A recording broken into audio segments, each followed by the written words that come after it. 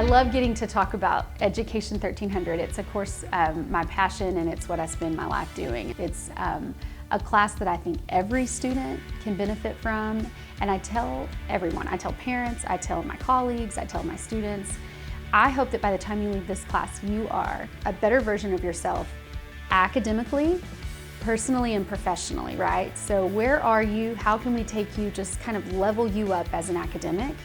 Learning about learning, that's what we do. At first, I wasn't going to take it. I was just gonna try and go to college, you know. And I soon found out that it was gonna be hard to be a college student. So the first semester I did struggle a little bit trying to figure out all the strategies and what I was gonna do. So the second semester I decided to take the class. I started at an older age, so it is a little bit more difficult for me to remember how to do math and how to do all these other things, but I think I'm getting it down, or I will get it down. That's a positive attitude to have, I guess.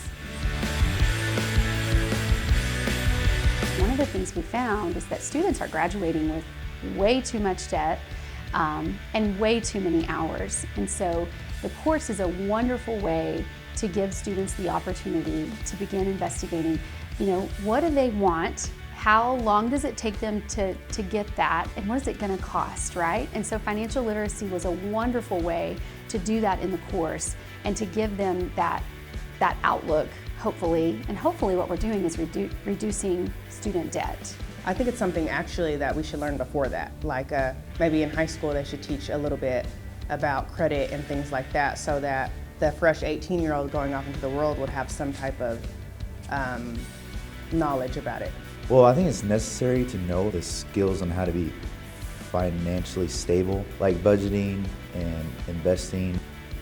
So like I downloaded an app that every time I spent money, I would put it in there, and I had different categories on the different stuff I'd spend money in. My biggest takeaway was learning how to save. Put $5 back like here and there and see how much you can save, and not to touch it.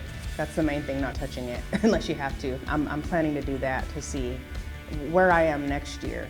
I hope that the most profound or impactful thing that they do is they actually investigate what someone would make in a career that they are looking at, and what kind of debt they're going to go into to earn that particular career or certificate or whatever it is they're working towards. What I have found is that students will often see that there is a path of least resistance that they didn't even know about. And so they may realize that maybe what they wanted was one thing, but maybe there's a stepping stone they can take first and get that certificate or associate or a different path to the same thing that was going to take them 10 years and $100,000. They are really looking at alternatives to something that's related to what they want, but maybe it's just a different path. It helped me see all the opportunities available to me. So it made me feel more encouraged, I would say. I'm already seeing progression of where I was before. I mean, I knew some before, but it's more like sharpened, and it's more the way it should be, I guess is the way I would put it. We also hopefully prepare someone with the non-cognitive skills that they're always going to need. We call them transferable skills or non-cog skills, right? They're always going to need that, whether they are finished in a semester or they still have years that they are going to be in college. Wherever they land after the class, my hope is that they're more aware, more self-aware, and certainly just a better version of themselves. I think we should all be learning this, and I think it could be helpful for anybody, regardless of what major or where they're going with their life. I think it's a must learn.